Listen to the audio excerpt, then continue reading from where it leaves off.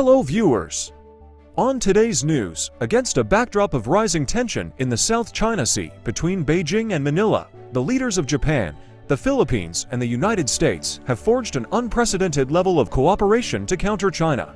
But while US President Joe Biden and Japan's Prime Minister Fumio Kishida have stressed the security aspects of their cooperation, Philippine President Ferdinand Marcos Jr. has highlighted its potential economic rewards, touting the partnership with promised investments of some $100 billion as a friendship with benefits. At the televised opening of the summit on April 11th, Biden told the other two leaders, "I want to be clear.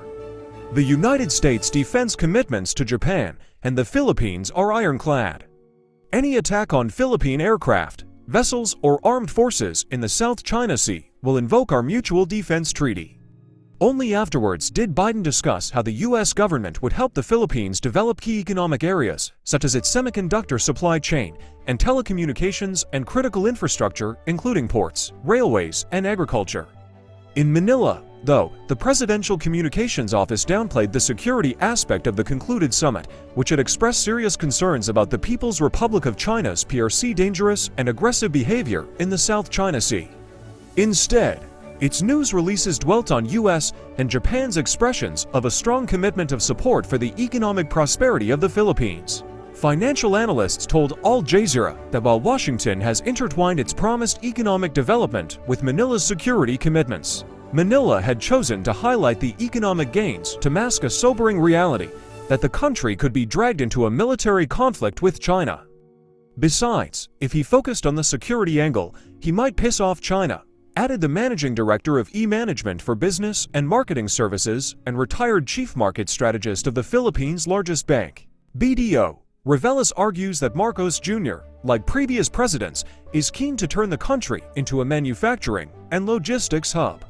"We are geographically located to be part of the supply chain in ASEAN, being within only 3 hours by air from regional countries Thailand, Singapore, and Malaysia," he noted. The summit announced the formation of the first-ever partnership for global infrastructure and investment corridor in the Asia-Pacific, called the Luzon Economic Corridor.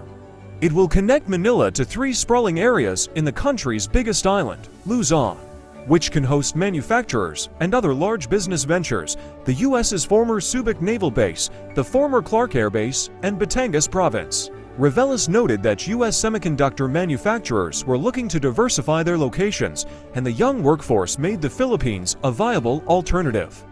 The U.S. is genuinely out to build semiconductor production chains that are less China and Taiwan-centric and hence less vulnerable and more resilient to conflict-related or other disruptions, he said. Similarly, the Philippines has among the world's biggest reserves of nickel, which is a critical element in batteries and other renewable technologies. Both countries are betting heavily on the Philippines to protect their business interests.